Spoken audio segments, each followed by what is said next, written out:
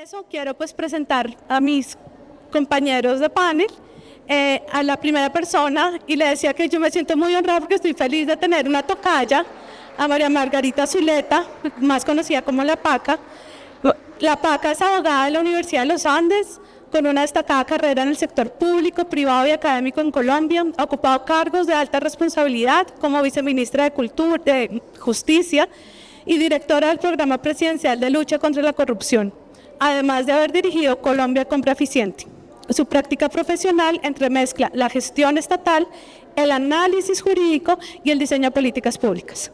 Actualmente vinculada a la academia como directora de la Escuela de Gobierno de la Universidad. ¿Ya no? Ya no.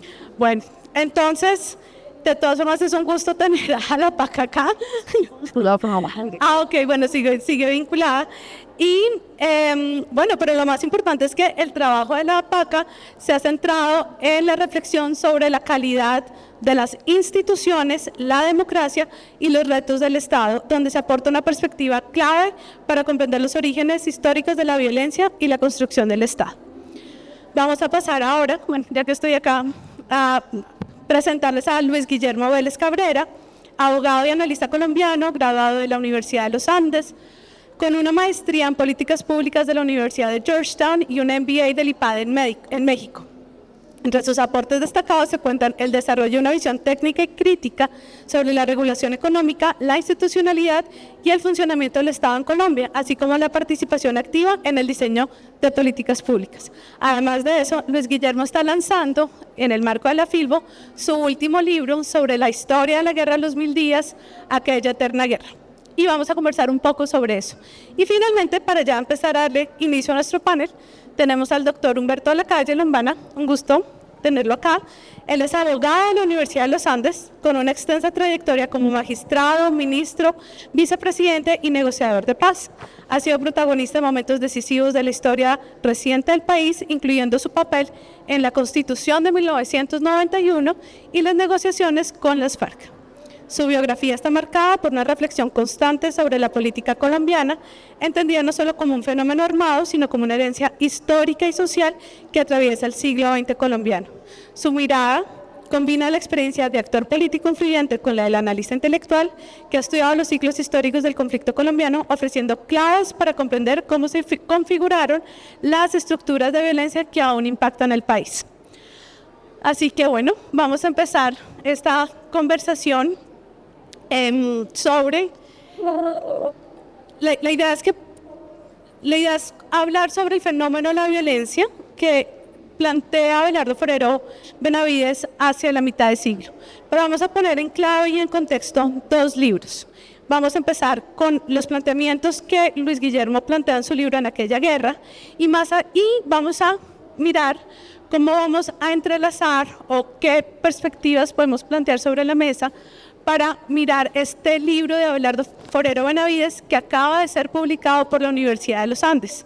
Esto es un manuscrito muy interesante porque Abelardo no lo quería publicar y su familia lo quería publicar. Hay varias razones de pensar por qué no se quería publicar, pero lo más interesante es que esto es una mirada testimonial, esto es una mirada que se vive desde el pasado y que empieza a tener relevancia en el presente. Entonces vamos a hacer un poco el juego inverso que hacemos los historiadores. Vamos a empezar a tener esta conversación con una fuente primaria que está recién publicada. Este libro se llama Colombia en llamas, Colombia un drama, Memorias de un pacifista de un país en llamas.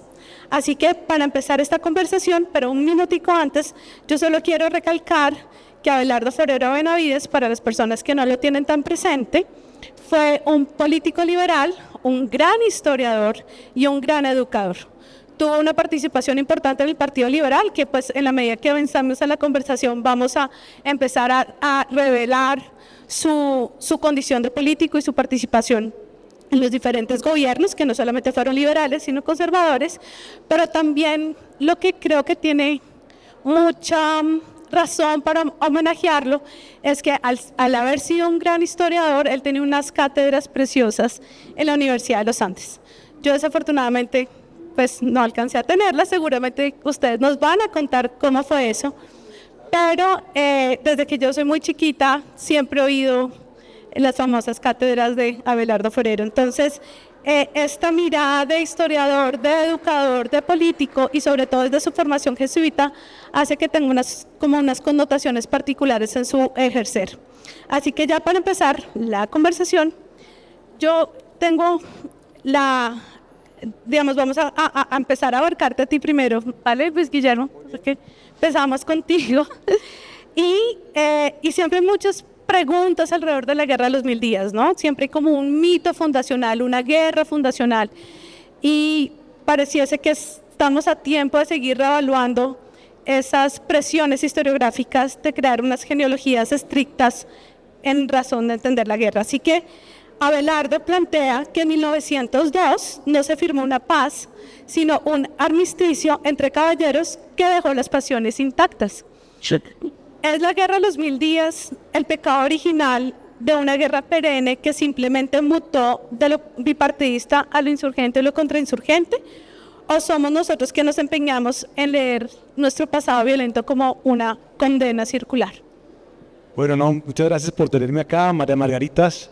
Un saludo muy especial, doctor Humberto de la Calle. Yo lamento decir que yo creo que Abelardo se equivoca acá. Me excusarán aquí los familiares de Abelardo que estén aquí en el auditorio, pero yo creo que no hay una relación, una conexión directa entre la guerra de los 1000 días y lo que ocurre en Colombia después a mediados del siglo XX y mucho menos con lo que pasa después en Colombia a partir de los años 70, finales de los 70 y los años 80. La guerra de los 1000 días tiene unas causas muy particulares que son muy diferentes a las causas que generan la violencia en los años 50 y también la violencia posterior. La guerra de los 1000 días realmente es causada por un bloqueo político generado por la regeneración, donde se excluye a los liberales, que eran la mitad del país, de la participación política. Es una guerra neta, causada netamente por razones políticas, por un cerramiento del sistema político derivado de la Constitución del 86. Y ya para 1899 venía resquebrajándose la regeneración y estaban a punto de hacer reformas importantes electorales que le habían permitido al liberalismo participar del gobierno.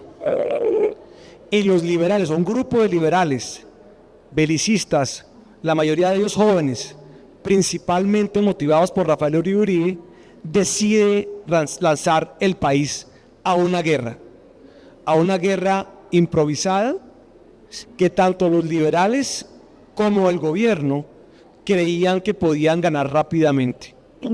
Y esta guerra no se gana rápidamente como se había resuelto una guerra anterior 4 años antes, sino que se convierte en la guerra más extensa en geografía, extensa en su brutalidad, extensa en su número de muertos, extensa en su impacto de la historia nacional. Y una vez concluye esta guerra, y es una conclusión total, porque si bien hay unos tratados de paz que se firman en Neerlandia, en el acorazado Wisconsin, en la bahía de Panamá y en el pueblo de Chinácota,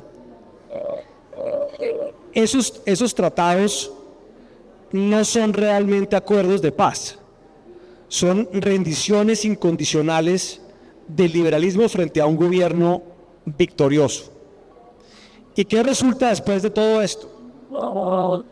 Resulta una vergüenza colectiva alrededor de lo que pasó. Cuando uno lee las memorias de los generales, se da uno cuenta que hay una vergüenza terrible de la guerra que acaba de concluir, que se acaba de terminar. Y esta vergüenza nos lleva a buscar una concordia. Y uno puede extender esa concordia que se da después de 1904 en adelante, por lo menos por los siguientes 30 años.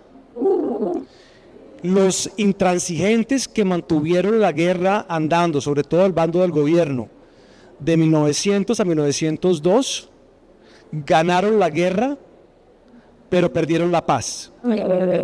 Sí. Y los perdedores de la guerra ganaron la paz, porque después logran un consenso con una facción muy importante del Partido Conservador, que había sido muy reacio a participar en la guerra, que eran los conservadores históricos, y entre ellos crean esta concertación nacional que primero se da con Rafael Reyes, continúa con la Unión Republicana y continúa durante todo lo que ya se ha conocido como la hegemonía conservadora, que realmente no fue hegemónica.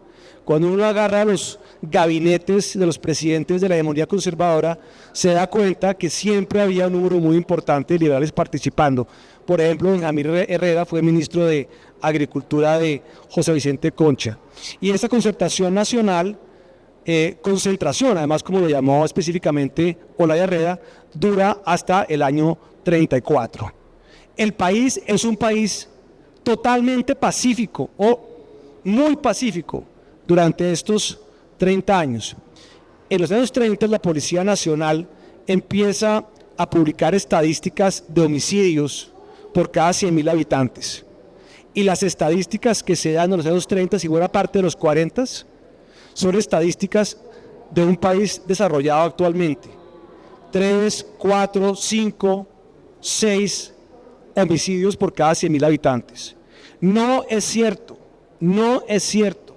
Los datos no dan a entender que hubiera un fenómeno generalizado de violencia en el país desde el año 1902 hasta los 40, y sí tuvimos un país en paz una parte muy importante del siglo XX.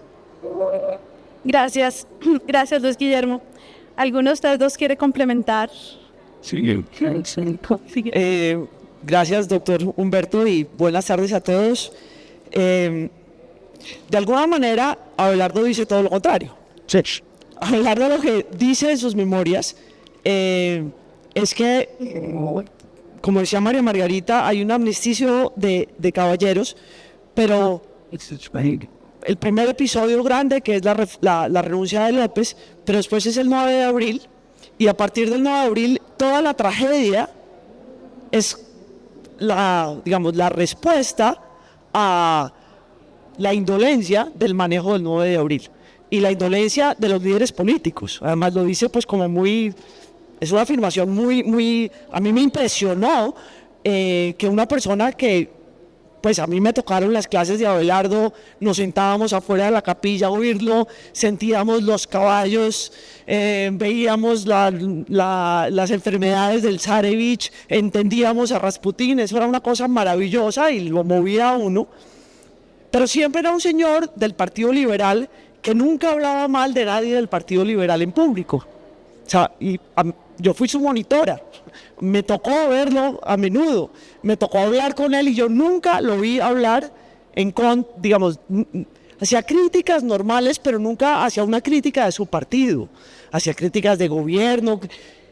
Y la mirada de él es una mirada, aquí en sus memorias, muy crítica de la forma de liderazgo de las grandes figuras del Partido Liberal y del Partido Conservador, y poniéndoles la responsabilidad de no haber sido capaces de entender qué era lo que estaba pasando, y no haber sido capaces de ceder y quemar los puentes, que es una mirada para mí fue muy novedosa, de verdad muy sorpresiva, porque para mí era un hombre, mucho más alineado con su partido y mucho más independiente en su pensamiento, y es mucho más independiente en su pensamiento frente a su partido de lo que pasó después. Por eso es posible que no haya querido publicar las memorias en vida. Naturalmente creo que ahí puede haber una razón. Pero lo que creo que es interesante ahí es el valor que le da al liderazgo y a la forma del liderazgo de las personas. Pero hay una cosa que es muy bonita, y es que pensemos cuando había nacido Abelardo Forero Benavides, y nadie estaba hablando en ese momento de Zeitgeist ni nada por el estilo, pero la forma como él dice, el país se puso triste con la revolución en marcha. Hay una especie de desenamoramiento, Y ese final del gobierno de López es dramático políticamente, es casi como lo que tú decías del drama de Weber al final de Política como vocación, y es posiblemente ganan las guerras pero pierde la paz. Y es ¿qué pasó con la Revolución en Marcha? ¿Dónde quedó el ímpetu de todos esos jóvenes? Estos jóvenes ya se volvieron viejos y entonces se volvieron conservadores. ¿Qué pasa con ese final? Esa narración para mí es como impresionante y es como, él dispara de ahí todo lo demás, que es creo que es muy fuerte. Ese es como el núcleo y digamos como el tema subyacente precisamente del libro de Abelardo, que pues plantea primero un desencanto sobre los resultados y sobre la renuncia de López, pero además pues cuestiona muchísimo los liderazgos políticos y yo creo que nos vamos a concentrar un poquito más allá de eso. Pero antes de llegar a eso, yo hablando también con Luis Guillermo y también para hacerte también esta pregunta, tengo dos planteamientos. Uno es que se puede entonces ver que la reforma de 1910 de Carlos Eugenio Restrepo y la Unión Republicana, digamos, es este primer momento que marca una pauta de procesos de paz para empezar a crear desde la institucionalidad estos posibles acuerdos. Esto, digamos, es un camino que se traza desde la reforma de 1910, que es parte como de los planteamientos que se podría ver. Y la segunda pregunta que me surge antes de cerrar ya esta primera fase de la Guerra de los 1000 días, es que también con base en las conversaciones que tuve con Luis Guillermo y de varias lecturas que he tenido últimamente, y también en una conversación aquí previa que tuve el año pasado con mi querido maestro Germán Mejía sobre el espíritu conservador en Colombia, acá hay una idea de que si la formación de la identidad de los colombianos está realmente atada a su etos político. Es decir, como Colombia tuvo que ser Estado y formar sociedad, siempre me surge a mí la pregunta si nuestro etos está atado a esta como formación política. Y yo no sé si ahí es esta insistencia de crear esta cronología para poder entender por qué los colombianos nos cuesta trabajo pensar que estamos en paz, a pesar de que tú nos planteas una tesis de que pudimos haber tenido 40 años de paz y aún así nos la cuesta creer. Entonces, Es un hecho histórico. sí, pero pareciese que nos costara trabajo creer. Entonces, planteo estas dos preguntas, que el tema pues que vamos a ir navegando a lo largo de esta conversación es también cómo podemos, en medio de todos estos macros de violencia, construir una cultura de paz. Bueno, primero mil gracias a todos, a los presentes y al panel, a las dos Margaritas y a Luis Guillermo, un verdadero placer. Dos o tres cositas antes. Primero, en honor a mi universidad, yo terminé en la Universidad de Caldas, no en los Andes. Eso tiene una implicación porque mi relación con Forero Benavides fue muy posterior. A mí no me tocaron las cátedras famosas, sino en una circunstancia diferente. Yo era secretario de gobierno de Caldas y él era ministro de gobierno de Misael Pastrana. Y entonces había una lucha política muy acentuada en Caldas, lo que me obligaba a mí a estar en permanente comunicación con Forero Benavides, porque una fracción derrotada del conservatismo quería tumbar al gobernador conservador que era de la otra fracción. Entonces a mí me tocaba venir con frecuencia a Bogotá a sentarme largas horas en el Congreso al lado de Forero Benavides. Una cosa extraordinaria, porque cuando venían los ataques yo al oído le mostraba las cifras, la refutación, y él me decía, tranquilo, ilustre y noble ministro, y realmente no pasaba nada.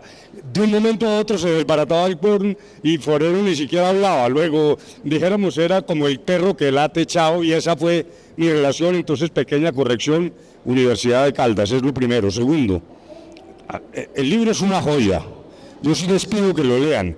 No solo, como aquí se ha dicho, porque es que es la historia viva de Colombia, escrita en el momento, postergada su publicación, pero además una pluma maravillosa. Es que realmente esto no es solo un libro de historia, sino es un libro de literatura, de la mejor literatura posible. Por lo tanto, hay que leerlo. En tercer lugar, quisiera, oyendo primero tu pregunta y después los comentarios que se han hecho, varias cosas breves. Tiene razón Guillermo en las cifras de homicidios.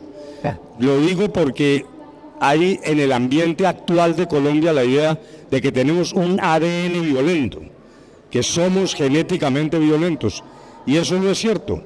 Estas cifras lo demuestran. Ha habido momentos de verdadera paz con cifras que las envidiaría Suiza, pero no estoy haciendo publicidad, esto no es retórica, es verdad. Es más, cuando arranca el Frente Nacional, con todas las críticas al Frente Nacional, rápidamente, de manera muy eficaz, disminuyen las cifras de violencia hasta cifras que están por debajo de lo de hoy. Pero en ese momento era muy meritorio, porque veníamos de 100.000 muertos de la violencia por antonomasia, la violencia en mayúsculas, la violencia liberal conservadora. Lo cual me lleva, y no quiero alargar mi respuesta, a algo que pudiéramos discutir más adelante. Yo creo que esa es la demostración de que la idea de las causas objetivas de la violencia como única causa de la confrontación y del conflicto es equivocada. Las llamadas causas objetivas contribuyen, claro, al conflicto, permiten que un muchacho tome las armas y hasta lo promueven, pero también hay las llamadas causas subjetivas, un designio político, como en el caso de las guerrillas, inequívoco, y también, como está pasando ahora, un designio criminal, organizado. Luego, no es solo que haya pobreza hay en otros sitios de Colombia que están en paz, pobreza hay en países de Latinoamérica que no han tenido guerrilla nunca. Entonces me parece que las causas objetivas contribuyen al reclutamiento y quizás a la perpetuación del conflicto, pero no son su causa. Ahora, entonces, para acercarme a la respuesta, pero partiendo de un punto de vista un poco distinto, porque es que recibí en cierto momento un mensaje que me decía, hablemos del liderazgo y de cómo ese liderazgo incide, y sobre todo, qué del libro de Forero Benavides creo que es aplicable hoy. Y hay cosas maravillosas. Si nos vamos a la página 29 del libro, todo era previsible, que es una cosa realmente muy triste. Toda la hecatombe era previsible. Yo sé que en estas circunstancias uno no debe leer, pero yo sí pido permiso para leer 3 renglones. Dice precisamente Forero, todo era previsible. La disputa por el poder después del 9 de abril amenaza previsiblemente destruir la convivencia. La pugna a muerte entre Ejecutivo y Congreso previsiblemente conduce al cierre del Congreso. El cierre del Congreso implica previsiblemente la cancelación de las libertades. La cancelación de las libertades previsiblemente conduce a la clandestinidad y a la guerrilla. La clandestinidad y la guerrilla previsiblemente estimulan la represión. En fin, es un breve párrafo que yo creo que la recomendación es que lo leamos, porque de ahí quiero dar el siguiente paso. Es cuánto de lo que nos pasó en ese momento, y sobre todo cuánto de lo que nos pasa hoy, es una lucha de nombres. Es una lucha de nombres. Miren esta joya. Sobre la soberbia, dice Forero, Laureano, dice, todos eran soberbios. Laureano es más altanero y distanciador. A López Alfonso la disimula con sus amables maneras. Eduardo Santos la esconde en sus palabras de miel. Carlos Lleras la somete a la jerarquía superior. Mariano Espina la disfraza en una apariencia inofensiva, pero no rectifican, no concilian. Me parece que esta es una enseñanza muy importante, y de aquí se desprenden 2 o 3 cosas que quiero mencionar de manera breve, que son el resultado de esa descripción que hace Forero Benavides. Ejemplo, en la página 36, Gabriel Turbay gana la candidatura limpiamente del Partido Liberal, pero eso no une al partido, y algo parecido ahora, al contrario. La que Forero llama la burguesía, hoy podríamos hablar del establecimiento o lo que fuera, la burguesía no se unió para defenderse, se rompe la burguesía, mientras claro caminaba el gaitanismo, y entonces uno se pregunta si esto tiene cierta similitud con lo que está pasando ahora entre Uribe y Santos. Y obviamente en ese momento esa ruptura de la burguesía hace que gane el conservatismo y que Gaitán se tome el Partido Liberal. Y lo que vino después que incluso, esta es para mí una joya, en la página 40, Forero cuenta que le advierte a Gaitán, le dice: lo que estás haciendo va a generar un riesgo de reacción, ¿no será que debes pensar en lo que se vendrá? Y así fue. Gaitán siguió adelante como una tromba, y naturalmente que no hay justificación de su asesinato, pero lo que quiero señalar es que Forero en su momento ya advirtió: mire, esto va a terminar en lo que termina, que fue una gran catástrofe y la desaparición del centro, ese fue el resultado. Y también no sé si esto tiene ecos del presente. Ahora, decisiones que tomaron por encima de los intereses que se suponían más colectivos, basados en esa soberbia. Laureano Gómez propuso entregar el poder a los militares, lo recuerda la PACA. Alfonso López pide o sugiere que el candidato liberal sea escogido por los conservadores. Entonces, ¿de qué manera estas soberbias terminan llevando a los hombres a situaciones que realmente parecería que sacrifican cosas mucho más importantes? Y para rematar esta parte, me voy a la página 53 porque me parece que allí hay un mensaje para nosotros en este momento. Dice, él habla en esa página del riesgo de los sembradores de vientos. Dice: la fuerza moderadora de la vida nacional perdió brillantez. Y yo agrego, perdió el mensaje, lo dejó marchitar.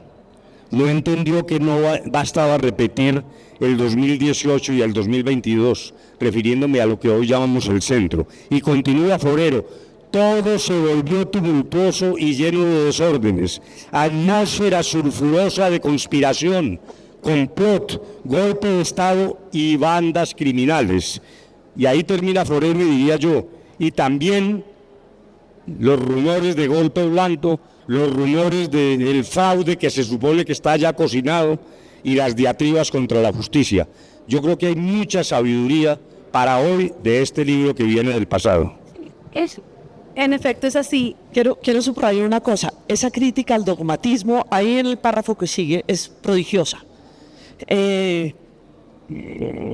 No ha existido en la historia del país el caso de una mentalidad más dogmática y al mismo tiempo más irreverente con las jerarquías religiosas, sociales y políticas, es decir, una mentalidad anticonservadora en un conservador.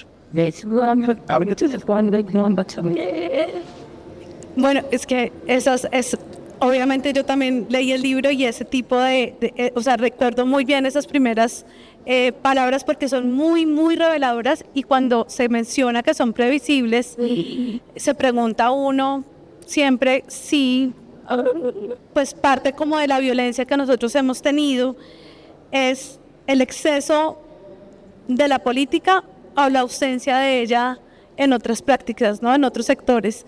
Entonces, Juan Luis Guillermo. Sí, yo decía que no estaba de acuerdo con Abelardo en el tema de la causalidad de la violencia de los años 50 con la guerra de los 1000 días. Pero sí coincido con lo que él afirma de un fracaso de lo que hoy llamarían las élites. A mí la palabra élite no me gusta porque eso suena a una cantidad de señores tomando whisky en el Jockey Club. Y eso es una caricatura realmente. Yo diría más bien de los actores políticos. Y sí creo que así como en 1899 hubo un fracaso de los actores políticos que llevaron al país a una guerra tremenda, brutal, también es clarísimo que hubo un fracaso de los actores políticos desde el año 46 en adelante. Y así como mencioné a Rafael Uribe y a Miguel Antonio Caro, no lo mencioné, pero lo menciono ahora, como principales responsables, en mi opinión, de la guerra de los 1000 días, algo que ha pasado bastante de agache en la historiografía. También creo que uno puede particularizar acá las responsabilidades personales de lo que pasa en los años 50. Y creo que Abelardo Forero más o menos lo dice. clarísimamente Laureano Gómez. Pero también creo que Carlos Lleras juega un papel muy importante que ha pasado completamente desapercibido porque hizo una presidencia muy sobresaliente, pero creo que él es muy responsable de lo que pasa del 46 en adelante, y también creo que hay una gran responsabilidad de Gaitán. Son personas que, embebidas en esta soberbia, como dice Abelardo, en esa ceguera, llevan al país, lo van fraccionando, lo van partiendo, se rompe el consenso republicano que se había construido después de la guerra de los 1000 días, que es lo que Humberto llama el centro. O sea, ese consenso republicano se fracciona porque hay personas que activamente buscan romperlo y lo rompen. Y la consecuencia de eso, como suele pasar en este tipo de circunstancias, es que lo rompen, creen que el resultado va a ser a favor de ellos y acaba desatando unas pasiones y unas situaciones que después son muy complicadas de controlar, que los acaban afectando profundamente. Siguiendo tu punto y volviendo un poco a esta idea de que esta reforma de 1910 puede interpretarse como este tratado de paz que precisamente tú lo llamas centro, pero es una unión republicana que está buscando consensos políticos y participación política. Todo lo que plantea Abelardo, todo lo que empieza a suceder a partir de la violencia en los años 40, yo creo que hay un tema que lo plantea Abelardo y que es clave en el ejercicio político colombiano, y es cuando se rompen los puentes comunicativos. Entonces, cuando se rompen estos puentes comunicativos es cuando se fractura realmente, digamos, el diálogo político y es, digamos, la llama que incendia esta violencia. ¿Estás de acuerdo, Paca? ¿Qué nos puedes decir de los puentes comunicativos? Y yo creo que él lo subraya todo el tiempo. Cuando dice, queman, el 9 de abril quemaron el siglo. Y quemaron, ¿cómo se llamaba? Torcoroma, Torcoroma, la finca de Laureano. Y hace esa explicación de él, cómo se imagina que un señor que le interesa su periódico y le interesa su biblioteca, le queman su casa y su biblioteca. Pero por el otro lado, después queman la casa de Carlos Lleras, la casa de Alfonso López Pumarejo, El Espectador y El Tiempo. Y dice, entonces lo que pasó es que Laureano vino a tomar venganza y a quemarle, vamos, no fue suficiente su dolor. Es como, la explicación que hace es muy bonita porque dice, imagínense un señor que le pasa esto y después él le hace lo mismo a los otros. Ni siquiera pensar en que la prensa libre es importante, y que lo pensaban cuando era mi periódico, no cuando es el periódico de los otros, se vuelve muy, muy complejo y eso rompe los puentes. Él se pinta, vamos, como una persona que trata de organizar como ese pacifista, y hace la narración de cómo hace intentos para juntar personas, pero como siempre hay uno de esos personajes, y ahí pinta a Carlos Lleras de una forma demoledora, acaban siempre pensando que hay una intención oscura en el tema, que se parece mucho a lo que estamos viviendo con polarización, ¿no? O sea, que la polarización no es ideológica, es completamente afectiva. Yo pienso que usted me va a engañar y entonces yo lo engaño. Y viene ese tema. Vuelven a partir los puentes de exactamente. No. Y fíjate cuando al final del periodo de Laureano Urdaneta, dice, es que tuvimos un gobierno completamente fragmentado, con puentes completamente rotos. Entonces, Leiva con Álvaro Gómez haciendo unas tareas, ¿cierto? Una especie de Ospina y otra cantidad de personas mirando cómo se reelige Ospina. Alzate Avendaño haciendo otras tareas, Luis Ignacio, y es esa fragmentación, pero todos pensando en su nombre, y en cómo proteger su nombre para la historia, no y cómo construir. Sí, ese tema de la fragmentación y de los puentes rotos también creo que tiene una incidencia muy grande sobre estas fragmentaciones continuas, tanto del Partido Liberal como del Partido Conservador, que lo que termina pues haciendo es afectando no solamente los procesos electorales, sino el ejercicio transparente de la democracia, ¿no? Yo creo que ahí podemos volver a este tema que yo sé que el doctor de la Calle tiene mucho más que decir, y es esta responsabilidad histórica de los liderazgos políticos. O sea, asumen su rol en la historia, pero no asumen la responsabilidad. El doctor de la Calle. Bueno, algunas cositas para entrar en esa materia. Primero, una anécdota personal, pero es que creo que es muy pertinente. Yo no pensaba echar este cuento, pero oyéndolos, en esa tarea que me tocó a mí, como ya lo conté, pues de hacer interlocución con Forero Benavides, él en su condición de ministro, en alguna ocasión fue a Manizales, y entonces a mí me tocó recibirlo. De lo que se trataba, ya lo dije, él iba a mediar en esa feroz lucha dentro del Partido Conservador, donde una fracción derrota al viejo oficialismo conservador comandado por José Restrepo, una fracción nueva que estaba con Misael Pastrana, que lleva a una persona a la gobernación y se desata casi una guerra civil, no física, pero sí con una animosidad casi parecida a la de ahora, a base de calumnias y de insultos. Entonces llega Forero a Manizales y hacemos lo que había que hacer, de hablar con las personas, etcétera. Yo lo acompaño al aeropuerto y había como mal tiempo.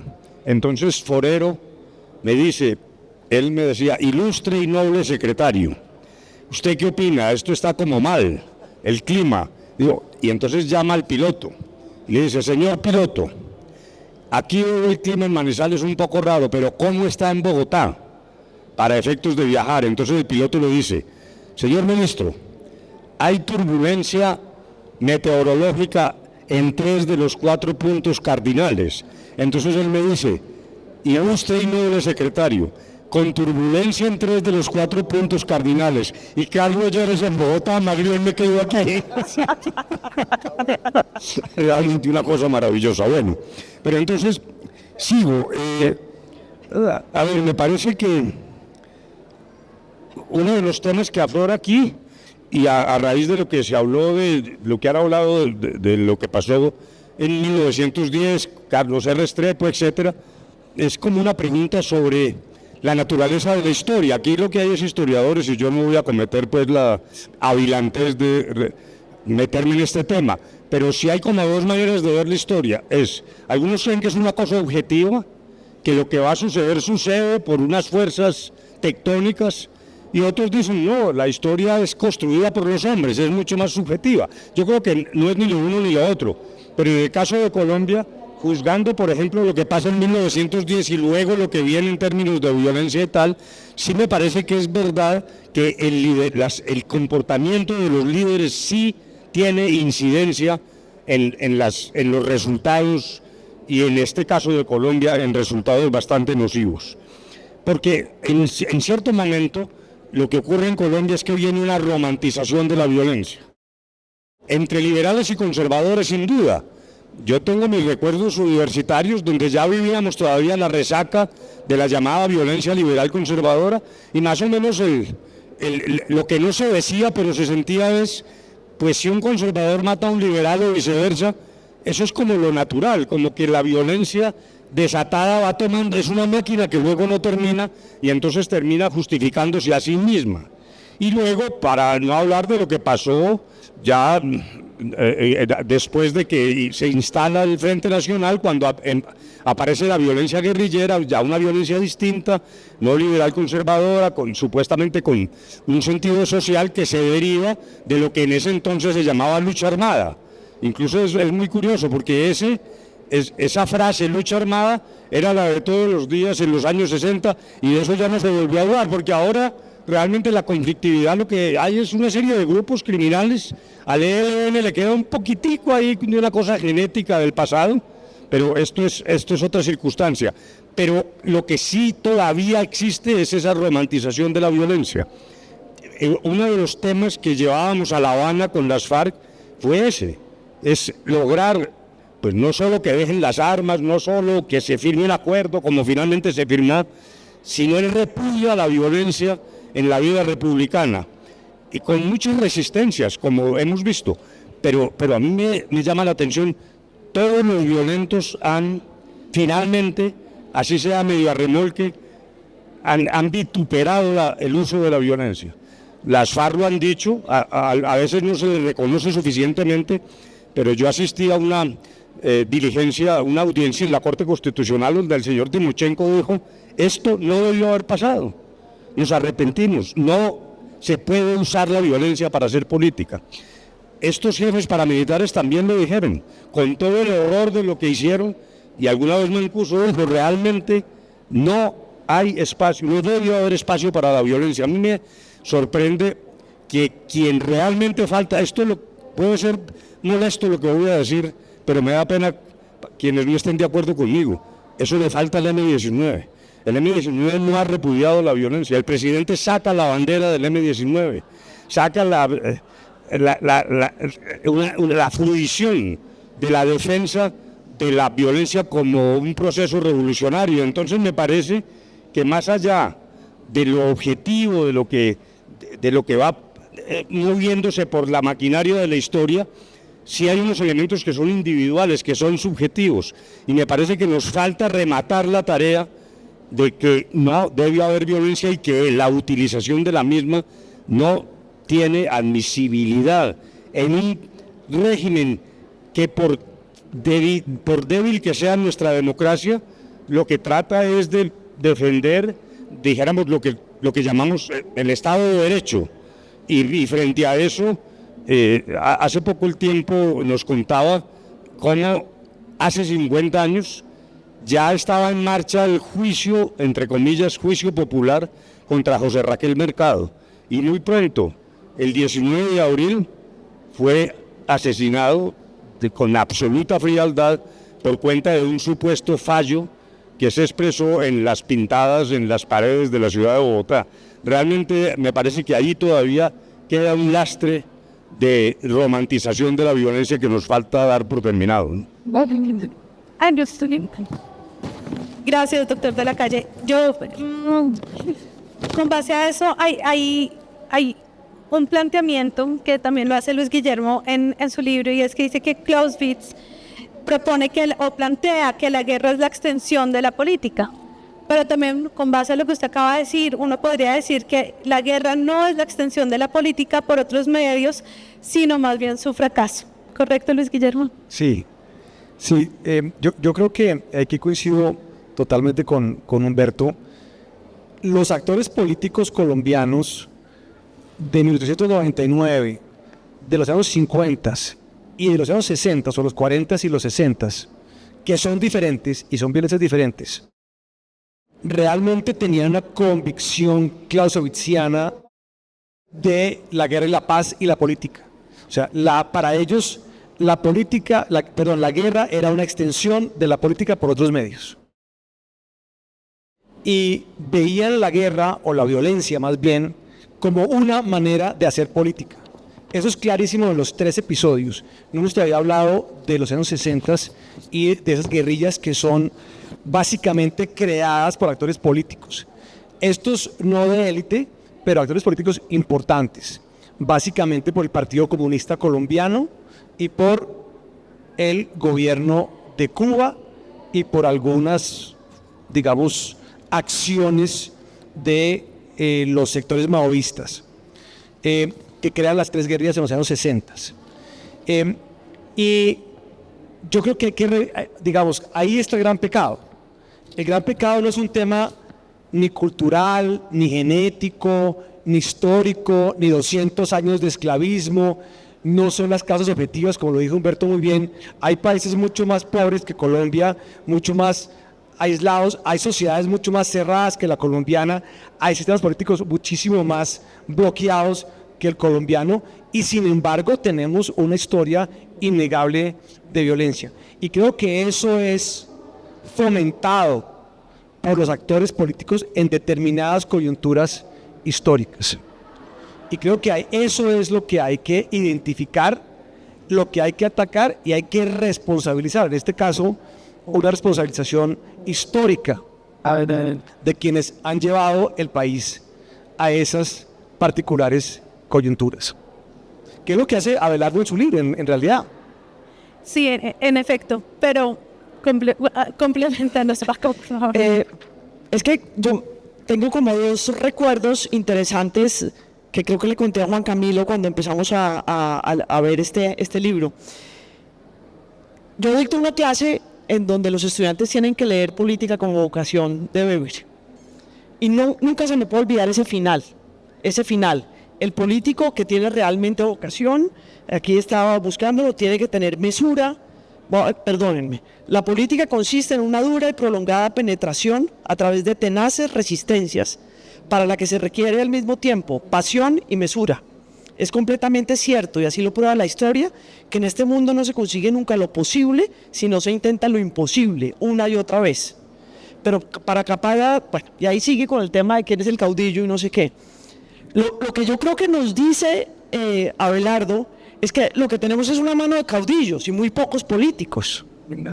Y muy pocos políticos que piensan en colectivo y piensan en partido, y por eso los partidos se acaban, y por eso el Partido Liberal se dividió como él muestra que se dividió, y señala eso pues como con mucho dolor, diciendo no fue posible que nosotros teniendo gente maravillosa, porque habla obviamente le da muy duro a muchísimos, pero habla muy bien también de muchos, pero dice, ¿qué pasa al final? Que lo que necesitamos es esa cosa que es tremenda, de cuando llega a la embajada mexicana y está el doctor López Pumarejo y una señora le dice que a pesar de que le acaban de quemar la casa está muy elegante, y él dice que tiene que llamar o escribirle a un embajador para que le compre paños ingleses para seguir así elegante.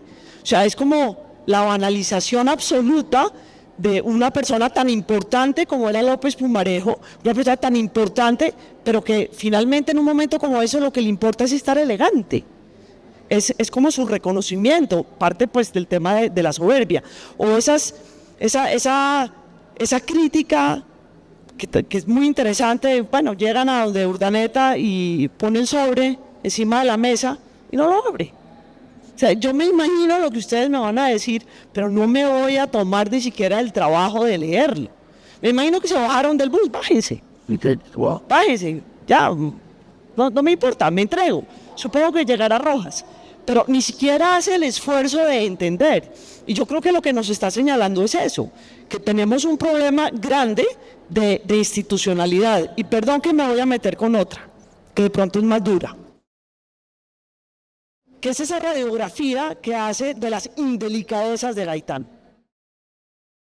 O sea, Gaitán, siendo un ministro de Estado, utiliza las instituciones, los edificios públicos y la institucionalidad de ser ministro del Teatro Nacional para hablar mal del gobierno al cual pertenece y para gastarse los micrófonos y el Radio Nacional haciendo su propia campaña.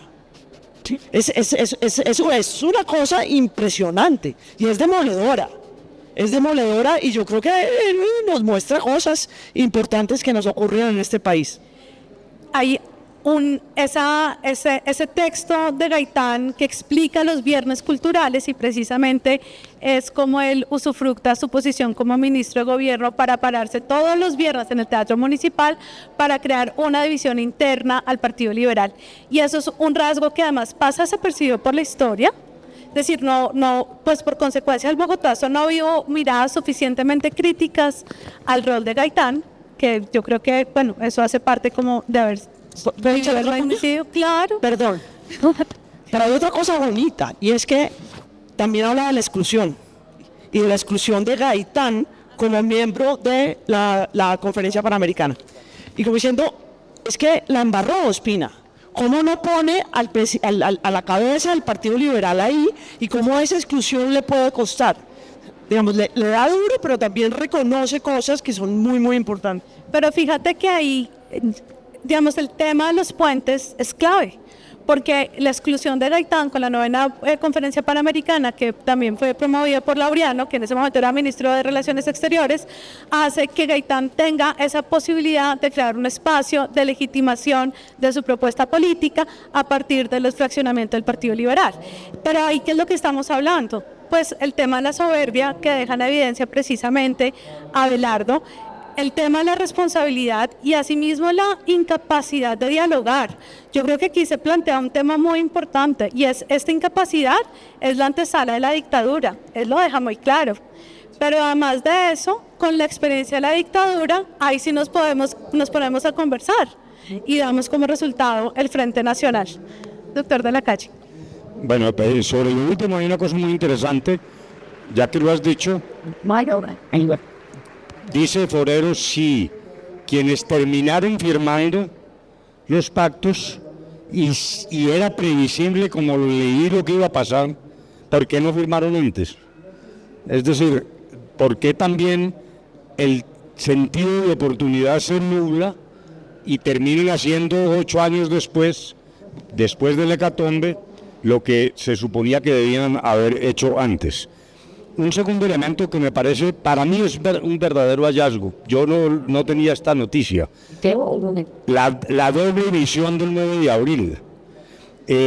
Forero dice, el 9 de abril en Bogotá fue el caos. Fue lo que vimos, el bogotazo, que no permitió casi nada distinto a que Echandía se metiera con Ospina Pérez a tratar de apagar el fuego. Pero ahí no quedó ni una revolución ni nada. Vinieron luego las leyendas que Fidel Castro estaba aquí y que estaba ayudando. Pana, realmente esto fue una irrupción que por horas terminó en borrachera y en muertos, pero en Bogotá realmente no había tanto una consigna política como el odio, el furor, pues de una plebe enardecida por la muerte del caudillo. En cambio, fuera de Bogotá, la acción fue políticamente concertada por el liberalismo. El liberalismo trató de utilizar esto políticamente para buscar un cambio de régimen. Lo que pasa es que no encontró eco en las directivas en Bogotá, que ya estaban pensando en que la solución era hablar con Ospina. Yo tuve un tío que se llamó Flaminio Lombana, liberal él, ¿no? Y además tomador de trago y tal. Bueno, entonces el 9 de abril se tomó la alcaldía de Armenia, pero se la tomó literalmente porque da el golpe, llega a la alcaldía, se la toma en nombre del liberalismo y su primer acto fue incautar un contrabando de cerveza. Entonces se tomó la cerveza y los conservadores lo tumbaron 4 o 5 horas después. Pero lo que dice Forero es muy importante porque realmente fuera de Bogotá sí se trató de hacer una movilización política. Pero todo esto me lleva a que reflexionemos un poco también sobre el presente, porque lo que nos está pasando, y no solo en Colombia, más agudo en Colombia, pero esto es universal, es un deterioro de la democracia. Y hace 20 años decíamos que el problema de la democracia era de la tecnología de la democracia, de la fisiología, que era la representación. Entonces decíamos, hay una crisis de representación. Hoy no. Hoy están afectados los valores centrales de la democracia, el Estado de Derecho, la separación de poderes. Ojo, se está creando la llamada democracia iliberal. Ese es realmente el problema. Un ilustrísimo periodista bogotano escribió hace unos 15 días diciendo, esos señores de Bogotá del One Club que le tienen miedo al comunismo. El comunismo ya no existe porque eso es en Corea del Norte y en Cuba, luego no tengan temor. No, está totalmente equivocado. Es verdad que el comunismo clásico prácticamente ha desaparecido, pero un nuevo fenómeno no es ese. El fenómeno es la democracia iliberal.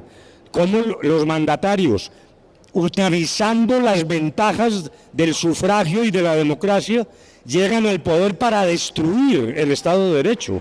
Ese es realmente el riesgo. Y eso se manifiesta a través, primero, del populismo. El populismo es un instrumento. No hay populismo de izquierda y de derecha, no. Es una forma de tomarse el poder y preservarlo por encima de las talanqueras que se supone se derivan del Estado de Derecho. El populismo se basa en decir varias cosas, pero la primera es que el mandatario que está al borde de ser un caudillo dice, mi poder se deriva de que yo soy el que oigo al pueblo, el mensaje del pueblo yo soy el que lo ejecuto, por lo tanto mi poder es superior al de las cortes, al de la fiscalía, al de la prensa. Yo estoy por encima porque tengo un mandato y el pueblo es el que me ordena, y por eso la constituyente, la llamada constituyente popular. Resulta que eso es una ficción. Eso es lo que yo llamo el efecto espejo. El populista le dice al pueblo qué tiene que decir para que me lo diga de rebote, y eso es lo que me sirve como legitimación de un sistema que implica destruir los controles y desoír incluso el propio mandato del Congreso, que es un mandato directo también, desafortunadamente tan descaecido y y una institución de la cual hay que desconfiar, y yo entiendo que eso es así, pero realmente es la democracia iliberal lo que es el gran riesgo del mundo. Europa del Este, Orbán, que bueno, ahí ya se fue Orbán. Incluso no solo en el este de Europa, en el centro de Europa, quienes no están gobernando están a punto de hacerlo, porque son fuerzas opositoras muy poderosas. Y no hablemos de Estados Unidos, porque realmente es muy triste. En los años 60 el movimiento estudiantil se fue totalmente a la izquierda, y no es lo de menos, no es a la izquierda, no, a la lucha, a la romantización de la violencia, a la lucha armada. Yo era presidente del Consejo Superior Estudiantil de la Universidad de Caldas, entonces vine al Congreso de la Federación Universitaria Nacional, que luego Carlos Lleras la ilegalizó. Éramos 15.000 estudiantes rugiendo todos en pro de la lucha armada. Es más, decretaron por mayoría una contribución de 10 pesos que tenía que hacer cada estudiante para las guerrillas.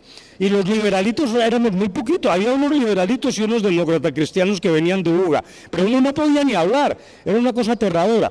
Entonces el imperialismo yanqui, etcétera, y uno lo que decía es, hombre, sí, los yanquis tienen muchos problemas, son imperialistas, Panamá, Grenada, todo lo que nos ha pasado, hombre, pero también esos yanquis tienen, dijéramos, albergan el Estado de Derecho, la protección de las minorías, el libre desarrollo de la personalidad. Entonces uno trataba de defender un poco a Estados Unidos desde la otra mirada. Pues hoy somos el jamón del sándwich, porque uno que más o menos ha tenido una línea de reconocimiento de la política norteamericana, ya no encontramos qué defender. Es decir, defender a Trump realmente es imposible.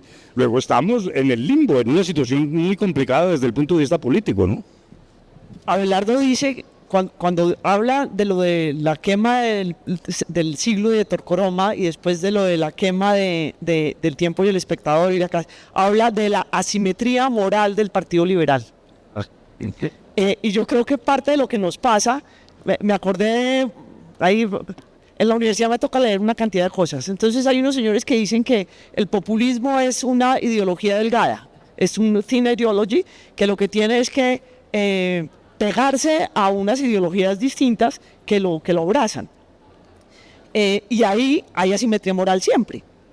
Y yo creo que a mí leyendo a este señor me da la impresión de que hubiera vivido ese momento y con las mismas angustias que vivió cuando se dio cuenta que Vera Grave era una andina, por ejemplo. Yo no sé, Andrés debe acordar de eso. Cuando se supo que Vera Grave era el M-19 y que se había sentado a ver, era una andina de antropología, y se había sentado a ver cuál era la rutina de la gente que entraba a la Quinta de Bolívar, y que esa era la función. Obviamente yo todavía no estaba en la universidad, pero me tocó ir a Abelardo y a Don Tito con mi hermano mayor diciendo, esto es el drama para la Universidad de los Andes. Esto es un problema moral profundo. ¿Qué es lo que pasa para que una persona quiera hacer eso, tenga que hacer eso? Y con el paso de los años, bueno, el M-19 se volvió no sé qué cosa, el M-19 hizo la paz, y él decía, lo único que son unos populistas, no hay que ponerles tanta atención. Lo decía en esa época, porque le pareció fatal que Mario Lacerna comulgara con ellos, y lo decía en esa época, que es una cosa muy, muy interesante. Anote. Y con base a ese planteamiento y hablando, digamos, de esa delgadez ideológica del populismo, es inevitable devolvernos otra vez a este proceso de la dictadura en Colombia, no solo de cómo llegó, porque llegó por pactos políticos, sino cómo se fue, ¿no? Y entonces ahí volvemos a esta historia de Colombia que se sigue repitiendo, y es estos liderazgos políticos que siguen sin asumir su real responsabilidad también en el devenir histórico del país. Luis Guillermo. ¿Te refieres al Frente Nacional? No, me refiero a la manera en la que llega Rojas Pinilla y después en la manera como pactan para llegar al Frente Nacional, y digamos que uno siempre piensa que ahí debería haber las irrupciones reales de la violencia, pero ahí sí no sucede. Claro. A ver, yo creo que sobre el libro de Abelardo, creo que la importancia, para mí por lo menos, de las memorias de Abelardo es que él profundiza en un periodo absolutamente clave de la historia colombiana, donde la democracia colombiana colapsa. Es un colapso de la democracia colombiana construida desde 1910 en adelante. Y eso, un colapso que es lento, porque normalmente entendemos, o sea, la gente cuando piensa en los años 40 piensa en el 9 de abril y el Bogotazo. Y no sabe mucho más. Dice, mataron a Gaitán y de ahí todo se fue al demonio, al carajo. Y eso no fue así. Cuando uno mira el periodo y cuando uno lee estas memorias, se da uno cuenta que el Bogotazo fue un elemento más. Muy dramático, sin duda alguna, muy trágico, pero esto fue una secuencia de cosas que van pasando por lo menos desde el 46. Carlos Lleras, por ejemplo, insiste en no reconocer el triunfo de Ospina. Sí. Ospina intenta crea un gobierno de unidad nacional, convoca a los liberales. No funciona muy bien, pero ahí están. Y en febrero del 48, Gaitán, ya director del Partido Liberal, saca el liberalismo del gobierno intencionalmente, antes del 9 de abril. Ojo. Y vuelve el liberalismo después del 9 de abril al gobierno, y ya con miras a las elecciones calculan que es mejor estar por fuera del gobierno y se salen del gobierno. Hay elecciones parlamentarias en el año 49, el Partido Liberal gana la mayoría en el Congreso y toman la decisión de hacerle un juicio político a Ospina. Y cuando le van a hacer juicio político y poner al designado, que era Eduardo Santos, o sea, a tumbar a Ospina, Ospina se adelanta y con un decreto de estado de sitio cierra el Congreso. Esa secuencia de eventos es lo que lleva eventualmente a la elección de Laureano sin la participación del Partido Liberal en las elecciones y a un gobierno de parte o de facción que intenta una constituyente corporativista para devolver las reformas de la Revolución en Marcha. Y ahí colapsa en Colombia la democracia. Es un periodo que hay que conocer muy bien, porque tiene unas similitudes tremendas con lo que está ocurriendo actualmente. De acuerdo.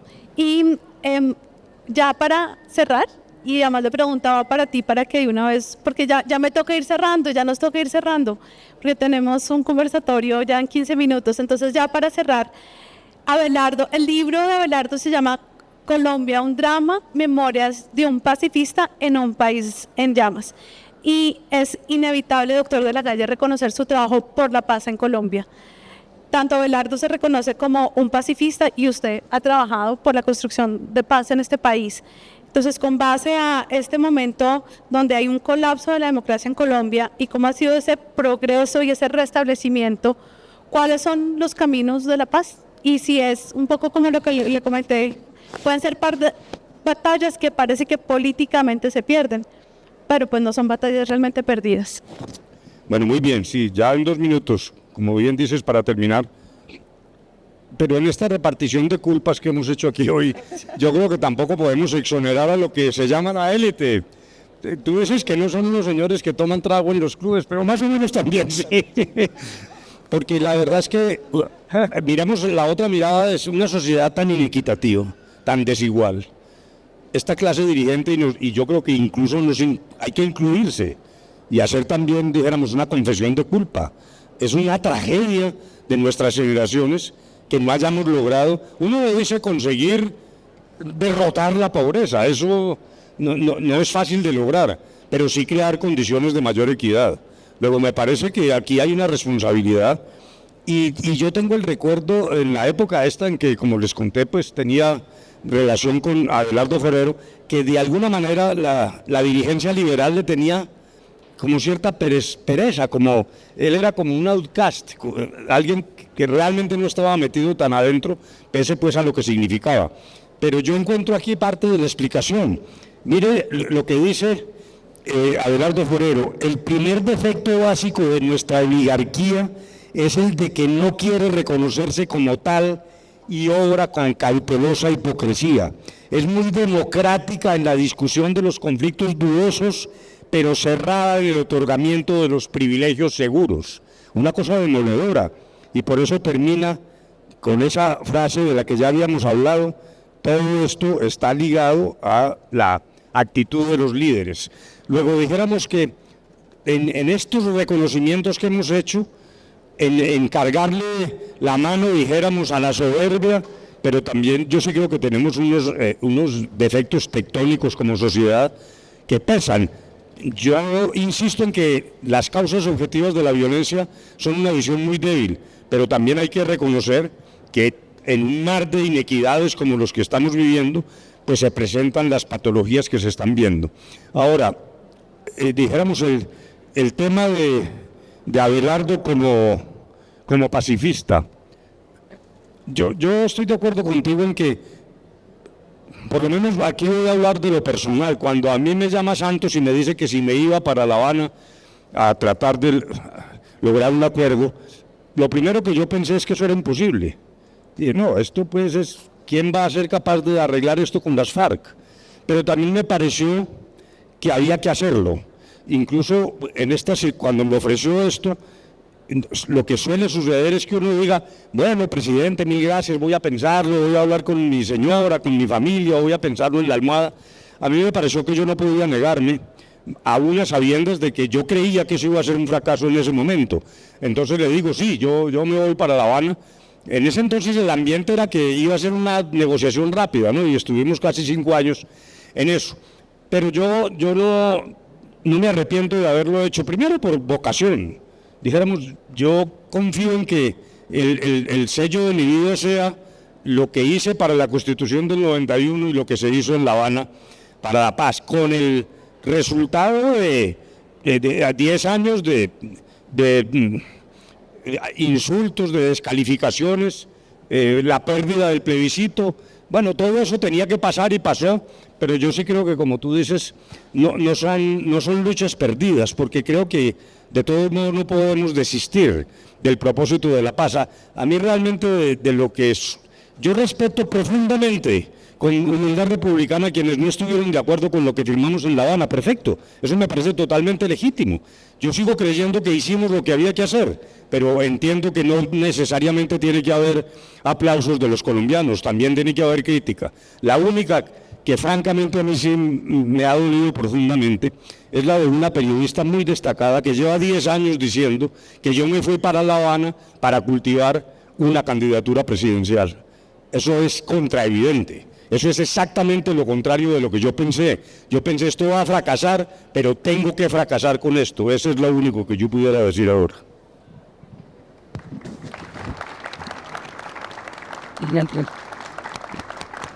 Estos de esos temas que nunca vamos a terminar de acabar, porque siempre hay muchísimo espacio para el debate y la reflexión, y sobre todo cuando ponemos en perspectiva la historia. Doctor de la Calle, muchísimas gracias por esas palabras, y también creo que, hablando de la responsabilidad política, el ser humilde y sobrepasar o no ser soberbio, creo que también es un acto de valentía y hay que reconocérselo. Entonces, se lo reconozco públicamente, porque creo que el coraje de apostarle a la paz en un país que cree que los caminos son los violentos es un desafío constante, así que muchísimas gracias.